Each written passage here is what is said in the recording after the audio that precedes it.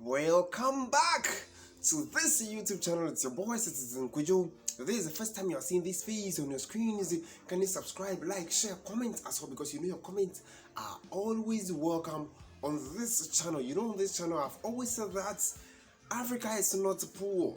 It is we those managing the affairs of our various countries that are not being able to manage it well, and that's why we are always being considered as poor. But the land, the continent full of natural resources, can't be considered as poor. Look,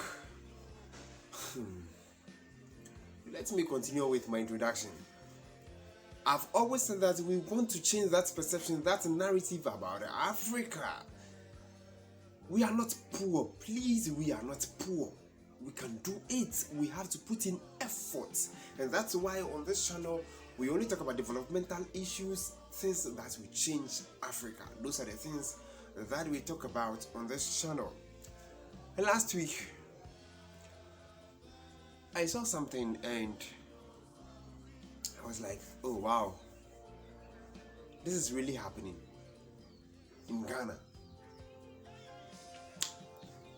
I am showing you pictures of not a cheap compound, not a community hospital, not no, this won't happen in a private hospital. No, I'm showing you pictures of people sleeping on the floor, hospitals being choked, children, 4 or 5 children sleeping on one bed in a hospital, and it is no other hospital but the famous Okomfo Anokye hospital, the biggest hospital in the Ashanti region. It is the Ashanti Regional Hospital. So it is more or less like the Kolibus, the 37s, the Rich Hospital, and the rest.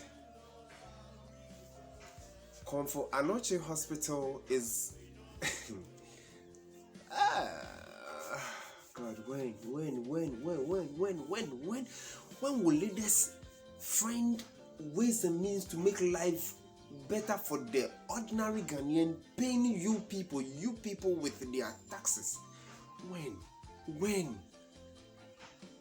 Look at how mothers, lactating mothers are, piled on beds.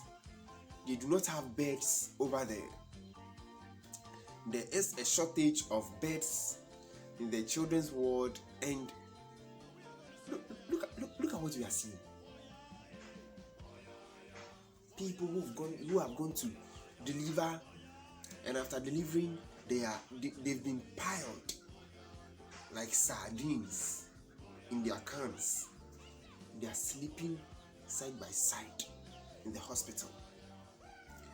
Children have been piled and they are sleeping. Instead of one child, one bed, you are seeing 4 children on one bed. Yeah. Oh, Africa, God, when? And you do you know the most painful thing? We have welders over here who can manufacture hospital beds at a very affordable price. I can give you an example of a hospital or an entrepreneur who employed Ghanaians or a Ghanaian to provide affordable quality hospital beds, yes, hospital beds for his community hospital. And this person is Odi Ahinkan Kwame Yeboah. He is the CEO of Afrakuma Community Hospital. He said when he was looking for hospital beds, he imported some, and in few months or so, they all got spots. So he employed Ghanaians. He employed a Ghanaian who is a welder, and this man was able to mold quality, affordable hospital beds for his community hospital, the Afrakuma Community Hospital. And if an individual like this man, Odia Nkan Kwame Yeboah, and his wife have been able to employ a Ghanaian to give them the quality they need, and we live in a country where the entire country is on a deficit, hospital bed deficit, and we have welders who can, manufacture quality and affordable beds over here.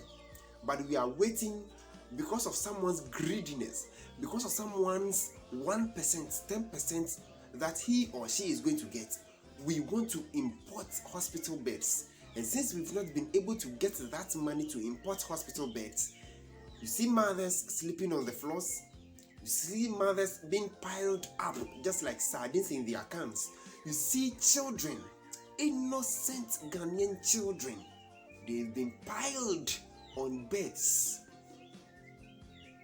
And if we say it, people will have the guts to come up and tell us that we should fix our attitudes. Meanwhile, the best way to fix our attitudes to solve this particular problem is when we pay our taxes. People are paying, in fact, every Ghanaian is paying direct or indirect tax.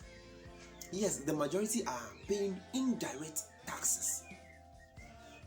So why won't you be able to, it is time we need to think. We need to think. We have people who can manufacture hospital beds, not inferior hospital beds, but authentic, quality and affordable hospital beds to save this menace, this disgrace you are seeing. But as I said, someone's greediness, for the sake of someone's greediness, we are waiting to get money to go and import just beds, to import beds for he or she to be able to get just that little money. So he has, set aside or put aside patriotism, and he's thinking of amassing wealth for himself. He's thinking of his own parochial interest. Greediness is what is causing this. Nothing but greediness. It is greediness. Don't tell me we don't have money. We have enough.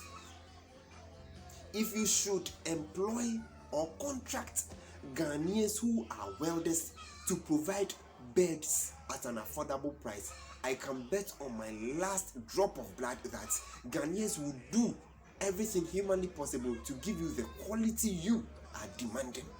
But I am not surprised, because we live in a country where we have, furniture shops, we have carpenters all over, but we don't see the use, we don't see the worth of these people, and we go to China to go and import chairs and tables for our parliamentarians. These people making laws, if even then they were there and they went to employ a Chinese to manufacture just tables for them, and we have people who can do that same job at a very affordable price, and if they are also going to be able to get money out of this, they will be able to save their families, they will be able to cater for their families, they won't be on the streets begging, businesses won't be collapsing. But for a Ghanaian, for an African to support his brother, for his or her business to thrive, no way. Out of greediness, they will go and employ a foreigner to do this, because they know they are also going to get a little penny out of it. So they are putting or setting aside patriotism. Because you can't tell me, I have given you an instance where an individual, a private individual,